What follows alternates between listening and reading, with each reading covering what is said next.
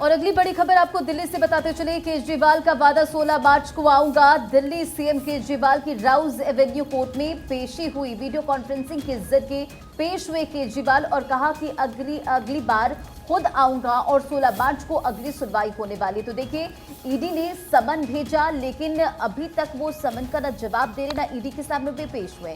और इसके बाद ईडी ने इस केस को आगे बढ़ाया, फिर कोर्ट में पेशी हुई और कोर्ट में भी केजरीवाल पेश नहीं हुए हैं। वो वीडियो कॉन्फ्रेंसिंग के जरिए पेश हुए हैं और उन्होंने कहा है कि अगली बार जब आऊंगा तो 16 तारीख को मैं पेश होऊंगा। ये खुद उनका कहना है और 16 मार्च को इस पूरे मामले में अगली सुनवाई होने वाली है। केजरीवाल को मोहलत मिली है और 16 मार्च को पेश होने वाली है। और देखिए, दिल्ली विधानसभा में विश्वास मत ध्वनि मत से पारित किया गया। दरअसल बीजेपी के द्वारा कहा जा रहा है कि विश्वास मत का जो प्रस्ताव था वो केजरीवाल इसलिए लेके आए ताकि उनको हाजिर न होना पड़े। इस बीच केजरीवाल ने कहा कि 2029 में देश को भाजपा से मुक्त करेंगे। मुख्यमंत्री बोले कि भाजपा के लिए एकमात्र चुनौती आम आदमी पार्टी है। विश्वास प्रस्ताव के दौरान आम आदमी पार्टी के 62 में से 54 विधायक मौजूद रहे। दिल्ली विधानसभा बजट सत्र के तीसरे दिन विश्वास प्रस्ताव पर मुख्यमंत्री अरविंद केजरीवाल ने कई सारी बातें कही। वहीं अगर पेशी की बात करें तो वर्चुअली पेश होते हैं और 16 मार्च को आने का वो जिक्र करते हैं। बीजेपी बोली है कि केजरीवाल ने कोर्ट में पेश ना होना पड़े इसीलिए विश्वास मत का नाटक किया है। अब 16 मार्च को बेहद अहम दिन कि केजरीवाल पेश होते हैं फिजिकली, और क्या कुछ उनके द्वारा कहा जाता है, नजरें लगातार बनी हुई है प्रीति। और देखिए, केजरीवाल वर्सेस बीजेपी इस वक्त लगातार जारी है। सदन में हंगामा हो रहा है। दिल्ली के सीएम केजरीवाल का बीजेपी पर बड़ा हमला। बोले कि आप विधायकों को तोड़ने की कोशिश की जा रही है, मुझे अरेस्ट कर सकते हो लेकिन मेरी सोच को कैसे गिरफ्तार करोगे। अरविंद केजरीवाल ये बात विधानसभा के अंदर कह चुके हैं कि उनके 7 ऐसे विधायक हैं जिनसे बीजेपी संपर्क में थी, उनको तोड़ने की कोशिश की जा रही थी। और ये भी वो कह रहे हैं कि मुझे तो शायद आप गिरफ्तार कर लोगे लेकिन मेरी सोच को कैसे गिरफ्तार करोगे। इससे पहले अरविंद केजरीवाल ये कह चुके हैं क्योंकि दिल्ली मॉडल और दिल्ली में जिस तरीके से लगातार आम आदमी पार्टी की सरकार काम कर रही है उससे बीजेपी घबराई हुई है। मोहल्ला क्लिनिक, स्कूल में जिस तरीके से लगातार ये कह लीजिए कि जो रूपरेखा है वो बदल रही है, काम हो रहा है, स्कूल बेहतर हो रहे हैं, स्वास्थ्य सेवाएं बेहतर हो रही है, दिल्ली की तमाम काम सरकार कर रही है, बिजली 200 यूनिट के बाद 200 यूनिट तक मुफ्त है और तमाम ऐसी चीज़ें जिनसे सीधा सीधा आम जनता को फायदा हो रहा है। इन्हीं तमाम योजनाओं से जो दिल्ली में हो रहे हैं काम, बीजेपी घबरा चुकी है और अब उनको परेशान किया जा रहा है, उनके विधायकों को परेशान किया जा रहा है। विश्वास मत भी अरविंद केजरीवाल लेके आए थे और उन्होंने कहा था कि मैं चाहता हूं कि यहां से संदेश एक बार फिर से जाए जनता के बीच कि आम आदमी पार्टी के जो तमाम विधायक हैं वो एक साथ है, एकजुट है, इंटैक्ट है और उनको तोड़ा नहीं जा सकता। भले ही आम आदमी पार्टी को कितना भी परेशान बीजेपी की तरफ से किया जाए, तमाम कोशिशें उनके विधायकों को तोड़ने की जाए, लेकिन ऐसा होगा नहीं।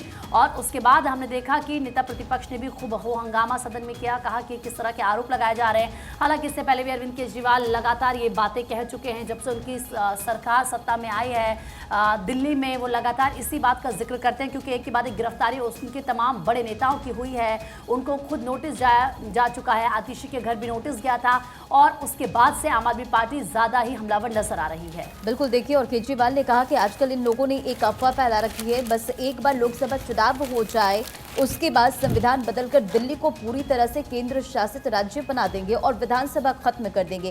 केजरीवाल ने यह भी कहा कि किसी के बाप की जागीर है कि विधानसभा खत्म कर दें। पलक बिल्कुल, तो कई बातें यहाँ पर कहते हुए अरविंद केजरीवाल नजर आए। उन्होंने कहा कि बीजेपी की तरफ से हमारी सरकार को गिराने की साजिश हो रही है लेकिन कोई भी विधायक को नहीं तोड़ा जा सकता। इसी बीच एक और बड़ी खबर है, दिल्ली शराब घोटाले मामले से जुड़ी हुई बड़ी जानकारी आपको बता दें। संजय सिंह और मनीष सिसोदिया की कोर्ट में पेशी हुई। संजय सिंह और मनीष सिसोदिया की बढ़ाई गई है न्यायिक हिरासत। दोनों नेताओं की न्यायिक हिरासत को 2 मार्च तक के लिए बढ़ा दिया गया था। दोनों ही जो नेता हैं वो काफी लंबे समय से शराब घोटाला मामले में जेल में बंद है। संजय सिंह और मनीष सिसोदिया एक बार फिर से कोर्ट में पेशी हुई और कोर्ट ने न्यायिक हिरासत को बढ़ा दिया है और अब न्यायिक हिरासत को बढ़ाकर 2 मार्च तक कर दिया है। बिल्कुल, तो बढ़ेंगे खबरों में आगे और देखिए, ज्ञानपीठ पुरस्कार का ऐलान हुआ है लेकिन उससे पहले ये तस्वीर देखिए।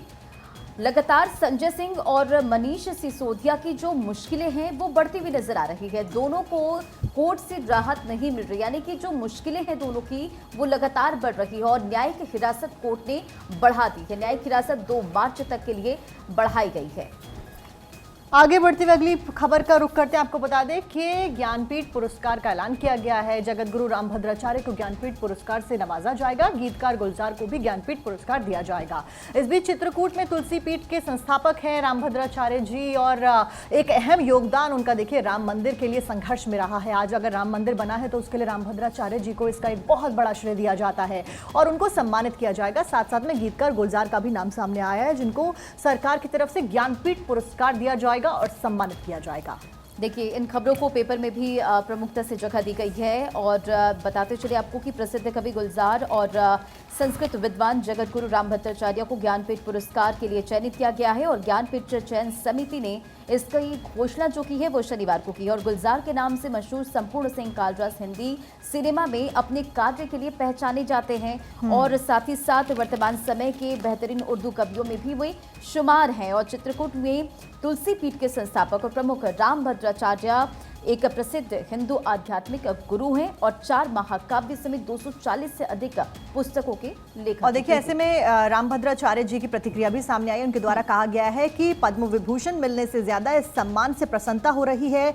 ये मेरी विद्या का सम्मान है। मैं माँ भारती की सेवा करता आया हूँ, आगे भी करता रहूंगा। और स्वीकार किया है उन्होंने इस पुरस्कार को। तो संस्कृत के लिए दूसरे और उर्दू के लिए 5वीं बार दिया जा रहा है ये सम्मान, और दोनों प्रसिद्ध हस्तियों को इस वर्ष संयुक्त रूप से दिया जाएगा 58वां ज्ञानपीठ पुरस्कार। और अखबारों में भी यही हेडलाइन दैनिक जागरण मेरे पास दी गई है। चलिए आगे बढ़ेंगे। तमिलनाडु हादसे पर पीएम मोदी ने दुख जताया है। एक और बड़ी खबर आपको बता दें, तमिलनाडु के विरुधुनगर में पटाखा फैक्ट्री में विस्फोट हुआ। ब्लास्ट में 10 श्रमिकों की मौत की दुखद खबर मिली और ऐसे में पीएम ने हादसे पर दुख जताया। मृतकों के परिवार को 2-2 लाख रुपए के मुआवजे का भी ऐलान प्रधानमंत्री नरेंद्र मोदी की तरफ से किया गया। जिस तरीके से हादसा हुआ, पटाखा फैक्ट्री में ब्लास्ट हुआ और इस ब्लास्ट में 10 श्रमिकों की मौत हुई। प्रधानमंत्री नरेंद्र मोदी की तरफ से मृतकों के परिवार वालों को 2-2 लाख का मुआवजे का ऐलान, और प्रधानमंत्री ने बाकायदा देखे एक्स पर ये पोस्ट किया है जिसमें उन्होंने दुख जताते हुए कहा है कि जो परिवार है उनके साथ इस वक्त हम खड़े हैं। शोक की ये घड़ी है, लेकिन मुआवजे का ऐलान भी 2-2 लाख का मुआवजे का ऐलान जताया गया। वो तस्वीरें भी भारत 24 ने आपको दिखाई थी किस तरीके से दुखद हादसा हो गया था। तमिलनाडु में पटाखा फैक्ट्री बताई जा रही थी जिसमें तेज़ ब्लास्ट हुआ और उसके बाद जो अंदर लोग थे फैक्ट्री में, उनमें से 10 ऐसे लोग बताए जा रहे थे जिनकी बुरी तरीके से झुलसकर मौत हो गई थी। और अब प्रधानमंत्री नरेंद्र मोदी ने मृतकों के परिवार वालों के लिए 2-2 लाख के मुआवजे का भी ऐलान किया है। बिल्कुल प्रीति, आपको याद होगा अभी हाल ही के दिनों में मध्य प्रदेश के हरदा से भी कुछ ऐसी ही खबर सामने आई थी और उस दौरान भी कई लोगों की वहां पर मौत हुई थी। उसके बाद कई ऐसे सवाल भी हालांकि खड़े हुए इस घटना के बाद, लेकिन बार बार इस तरीके के हादसे होते हैं। कई सवाल ऐसे में खड़े होते हैं कि आखिर इतनी जो जान चली जाती है, उन जानों जो जली जाती है, आखिर जिम्मेदार कौन है, उनकी जवाबदेही आखिर किसके कंधों पर होगी।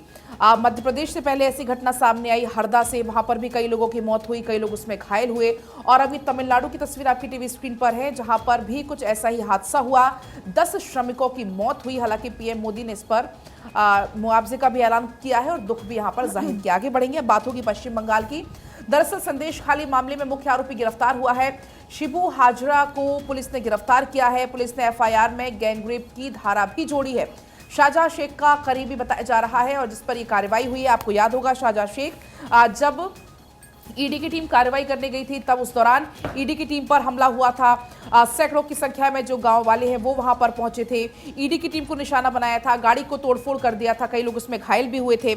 आपको इसमें और जानकारी दे दें कि उत्तर 24 परगना जिले में संदेश खाली में जमीन हड़पने और महिलाओं से यौन उत्पीड़न मामले में एक और मुख्य आरोपी को हालांकि शनिवार को गिरफ्तार कर लिया गया है। पुलिस के अनुसार स्थानीय टीएमसी नेता शिवा प्रसाद हाजरा को भी संदेश खाली में उसके ठिकाने से गिरफ्तार किया गया है। पुलिस उत्तम सरदार को गिरफ्तार भी कर चुकी है, लेकिन शाहजहां शेख अभी भी फिलहाल फरार बताया जा रहा है। और जो शिवा प्रसाद है वो शाहजहां शेख का काफी करीबी बताया जा रहा है। बिल्कुल, तो देखिए इस खबर को प्रमुखता से छापा गया हर जगह। संदेश खाली की घटना को लेकर पश्चिम बंगाल सरकार हरकत में है और इस वक्त अगर बात करें तो संदेश खाली में जो लगातार बीजेपी हो या कांग्रेस दोनों जाना चाह रहे, लेकिन वहां पर उन्हें पहुंचने नहीं दिया जा रहा। अब ये बड़ी जानकारी है, शिबू हाजरा जो कि मुख्य आरोपी है उसकी गिरफ्तारी कर ली गई है। आगे इस पूरे मामले में कार्रवाई की जा रही। जमीन हड़पने और महिलाओं के यौन उत्पीड़न के मामले में मुख्य आरोपियों में से एक है ये शिबू प्रसाद हाजरा उर्फ शिबू, जिसे शनिवार को गिरफ्तार कर लिया गया। दक्षिण बंगाल के अतिरिक्त पुलिस महानिदेशक एडीजी सिद्धिनाथ गुप्ता और बारासात के डीआईजी सुमित कुमार को हटा दिया गया। यानी देखिए, अधिकारियों पर भी इस पूरे मामले को लेकर अब गाज गिर रही है, कार्रवाई लगातार की जा रही है और संदेश खाली क्षेत्र में इन दोनों अफसरों के नियंत्रण में आता है, जिसे कार्रवाई करते हुए इन्हें वहां से हटा दिया गया है। और सिद्धिनाथ की जगह अब सुप्रतिम सरकार को दक्षिण बंगाल का एडीजी नियुक्त किया गया है और कुमार की जगह, जिसका नाम का जिक्र मैंने पहले किया था, कुमार की जगह मालदा रेंज के डीआईजी आईपीएस भास्कर मुखर्जी को वहां पर लाया गया है। तो पश्चिम बंगाल पुलिस लगातार इस पूरे मामले को लेकर जांच पड़ताल कर रही है। अब आगे की कार्रवाई बढ़ रही है, लेकिन बीजेपी लगातार सरकार पर हमलावर है, बयानों की तीर लगातार चल रहे हैं और पश्चिम बंगाल पुलिस ने संदेशखाली उत्पीड़न मामले में दबाव पड़ने के बाद आखिर उत्तम सरदार और शिबू हाजरा के खिलाफ सामूहिक दुष्कर्म और हत्या के आरोप में उसे गिरफ्तार कर लिया और साथ ही 7 अधिकारियों पर भी कार्रवाई की गई है। बढ़ेंगे खबरों में आके हल्द्वानी से ये बड़ी खबर आपको बता रहे हैं।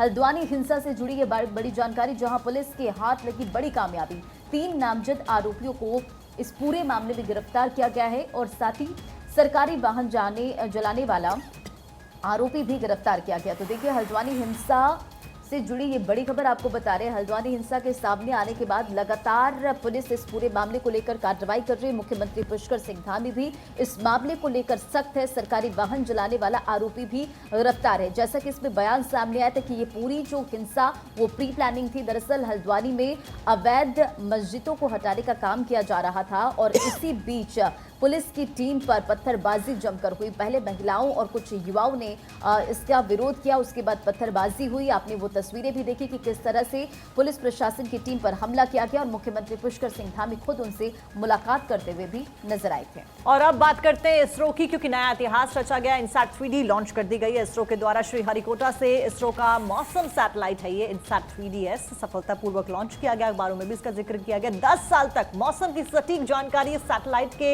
लॉन्च के बाद आपको मिलेगी। 19.13 मिनट में पृथ्वी से 37,000 किलोमीटर की ऊंचाई पर यह पहुंचा और एक और नया कीर्तिमान इसरो ने अपने नाम कर लिया। इसरो ने लॉन्च किया मौसम से संबंधित उपग्रह इनसैट 3DS।